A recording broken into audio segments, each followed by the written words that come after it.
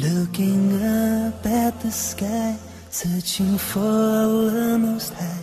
He rejected the way of worshipping gods of clay.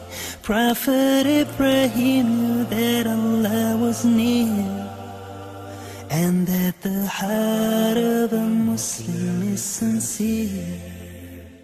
Under the heart-burning sun, he declared God is one. Though with stones on his chest, his iman would not rest.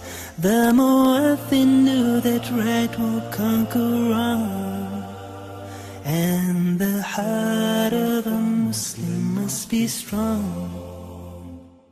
It's the heart of a Muslim through the guidance of Islam that makes you fair and kind and helpful to your fellow man. So living as a Muslim means that you must play a part. Allah looks not at how you look, but what is in your heart.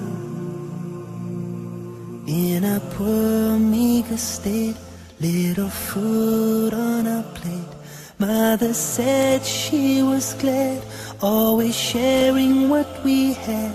When I asked how can we share what's not enough, she said the heart of a Muslim's filled with love.